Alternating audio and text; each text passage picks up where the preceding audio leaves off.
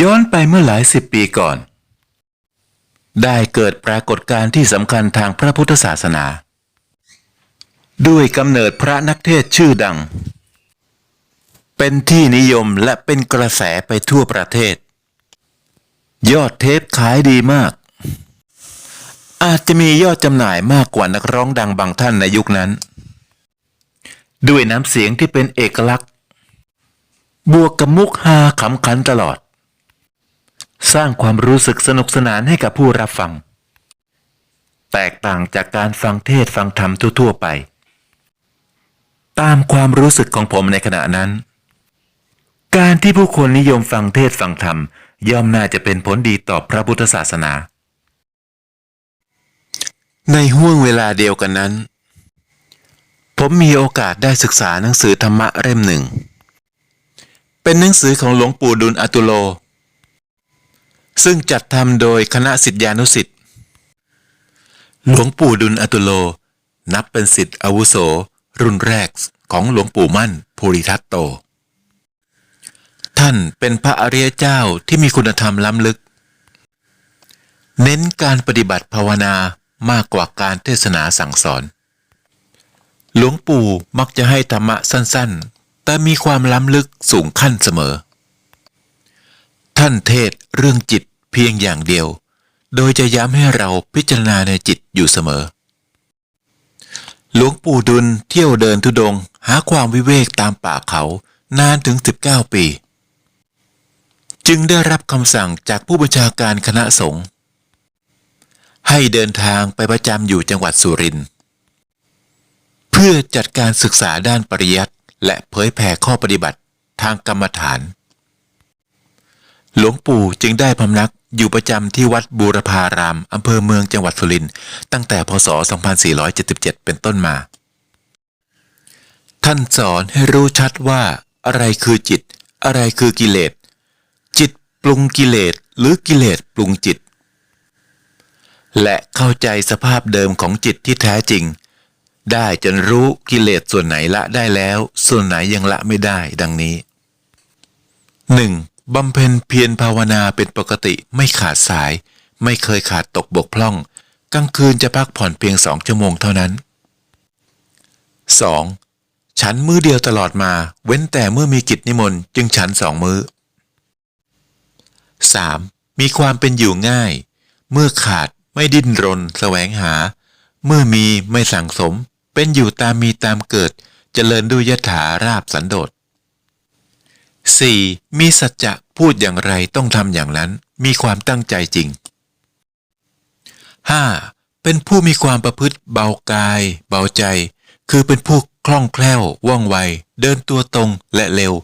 แม้ตื่นนอนพอรู้สึกตัวท่านจะลุกทันทีเหมือนคนที่พร้อมอยู่ตลอดเวลาหลวงปู่ท่านเป็นผู้มีอุปนิสัยเยือกเย็นพูดน้อยสงบและเรื่องที่ถูกกล่าวขานกันมากที่สุดก็คือรูปถ่ายกายทิพย์ของหลวงปู่ดุลที่ถ่ายภาพออกมาแล้วมีรูปท่านนั่งสมาธิซ้อนอยู่ตรงกลางอกหลายคนคงคิดว่าเป็นการถ่ายภาพซ้อนแต่หากรู้ข้อมูลเชิงลึกจะทราบว่าหลวงปู่ดุลไม่เคยทำท่านั่งสมาธิให้ใครถ่ายรูปเลยเมื่อมีผู้เอารูปนี้ไปให้ท่านดูท่านตอบสั้นๆเพียงว่า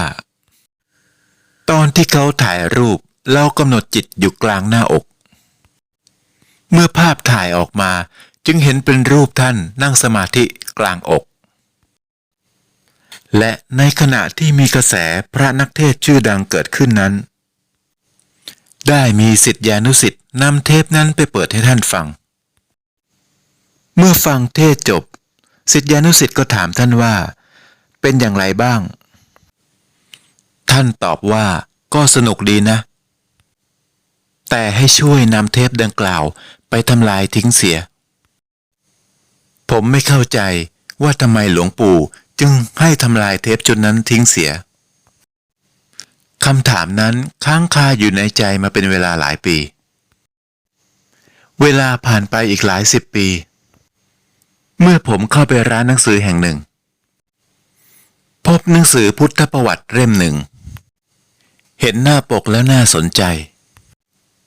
รูปแบบการพิมพ์สวยงามเล่มใหญ่ ราคาเล่มละ 1,000 บาท และที่สำคัญเป็นหนังสือที่จัดทำโดยพระนักเทศน์ชื่อดังที่กล่าวมาในเบื้องต้น ยิ่งเพิ่มความน่าสนใจให้รีบเปิดอ่าน แต่เมื่อเปิดเข้าไปดูภาพประกอบพร้อมคำบรรยายไม่กี่หน้าทำให้รู้สึกจิตตกอย่างหนัก รู้สึกอึดอัดกระอักกระอ่วนทำไมเนื้อหาของพุทธประวัติจึงแตกต่างไปจากที่เคยทราบมาอย่างสิ้นเชิง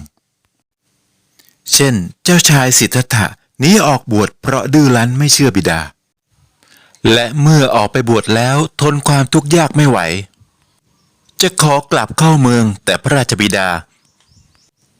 สั่งทหารไม่ให้เปิดประตูเมืองต้อนรับทำให้เจ้าชายสิทธัตถะจำต้องกลับเข้าป่าโดยไม่มีทางเลือก จากนั้นหนังสือก็บรรยายต่อไปว่า เจ้าชายสิทธัตถะใช้ชีวิตอยู่ในป่าแบบลับๆล่อๆและเมื่อภาพประกอบมาถึงเรื่องเจ้าชายสิทธัตถะลงไปนอนเกลือกกลิ้งกับกองกระดูกโดยมีเด็กเลี้ยงควายยืนฉี่ปัสสาวะใส่พระองค์ทำให้ผมหมดความอดทนที่จะอ่านหนังสือเล่มนี้ต่อไปหลายปีต่อมาก็มีคลื่นลูกใหม่จากสำนักเดียวกันมีชื่อเสียงทางการเทศไม่แพ้กันท่านมักจะเทศว่าอาตมาทำงานเป็นพรีเซนเตอร์ให้กับพระพุทธเจ้าเงินค่าจ้างสักบาทก็ไม่ได้เป็นรางวัลทำงานให้ฟรีๆเลยนะเนี่ยมีอยู่ปีหนึ่งในงานเวียนเทียนวันมาฆบูชาภายในบริเวณวัดพบว่ามีการนำซีดีธรรมะมาแจกจำนวนมากและได้รับความสนใจจากพุทธศาสนิกชนที่มาเวียนเทียนในวันนั้นซีดีที่รับแจกจะมีด้วยกัน2 ชุดชุดแรกจะเป็นเทศนาคำสอนของพระนักเทศน์ชื่อดังและอีกชุดหนึ่งเป็นพุทธประวัติชุดพระอานนท์เนื้อหาในซีดีกล่าวถึงพระพุทธองค์ในยามชรา มีสภาพที่ดูแลตัวเองไม่ได้และไม่มีพระสงฆ์องค์ใดยินยอมที่จะดูแลพระพุทธองค์เพราะต่างพากันรังเกียจพระสงฆ์ทั้งหมดจึงประชุมกันและบังคับให้พระอานนท์ซึ่งเป็นพระอนุชาเข้ามาดูแลผมกดหยุดเครื่องเล่นซีดีทันทีรู้สึกแน่นหน้าอกและไม่สามารถจะทนฟังต่อไปได้และพยายามจะลืมเรื่องราวเหล่านี้เพราะคิดว่าไม่เป็นมงคลต่อชีวิตแต่แล้วเมื่อไม่กี่สัปดาห์ที่ผ่านมาบังเอิญไปเปิดดูช่อง YouTube ของพิธีกรชื่อดังที่เชิญแขกรับเชิญมาพูดเกี่ยวกับเรื่องของพระพุทธองค์เป็นการกล่าวถึงพระพุทธองค์โดยขาดความเคารพยำเกรงอย่างที่สุดและยังเป็นการด้อยค่าในทุกคำพูดที่พูดถึงพระพุทธองค์เช่นกล่าวถึงพระพุทธองค์ว่าคนอะไรจะมียอดแหลมๆอยู่บนหัวหรือการกล่าวว่าการสวดมนต์ขอพรจากพระพุทธองค์นั้นไม่ก่อให้เกิดประโยชน์เพราะพระพุทธองค์ยังต้องขอเขากินจากทัศนคติทั้งหมดของบุคคลเหล่านี้มันคือการสืบทอดความเชื่อที่ว่าพระพุทธเจ้าคือคนธรรมดาเป็นแบบเรานี่เองไม่มีคุณวิเศษใด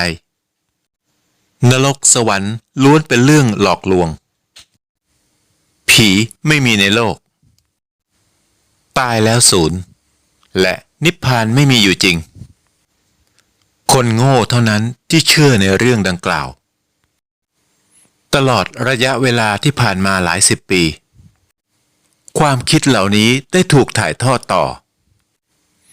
ผ่านไปยังผู้คนรุ่นใหม่จำนวนมากกลายเป็นต้นไม้พิษที่ออกดอกออกผลเป็นจำนวนมากเป็นอันตรายต่อพระพุทธศาสนาเป็นอันตรายต่อศีลธรรมอันดีงามเป็นจุดเริ่มต้นของความเสื่อมไปของพระพุทธศาสนาในประเทศไทยดังที่พระพุทธองค์เคยตรัสไว้เมื่อ 2,500 ปีก่อนว่า ดูก่อนกิมพิละ เมื่อตถาคตปรินิพพานไปแล้ว ภิกษุ ภิกษุณี อุบาสก อุบาสิกา ในพระธรรมวินัยนี้ไม่เคารพ ไม่ยำเกรงในพระศาสดา ในพระธรรม ในพระสงฆ์ไม่เคารพยำเกรงซึ่งกันและกัน นี้แลกิมพิละ เป็นเหตุเป็นปัจจัยที่ทำให้พระสัทธรรมไม่ตั้งอยู่ได้นาน เมื่อตถาคตปรินิพพานไปแล้ว ถึงตอนนี้ผมเข้าใจแล้วว่าทำไมหลวงปู่ดุลถึงให้นำเทปม้วนนั้นไปทำลายทิ้งเสีย ขอขอบคุณทุกท่านที่เข้ามารับชม ขอบคุณที่กดไลค์ กดแชร์เป็นธรรมทาน กดกระดิ่งและกดติดตาม ขอให้มีความสุขทุกท่าน สวัสดี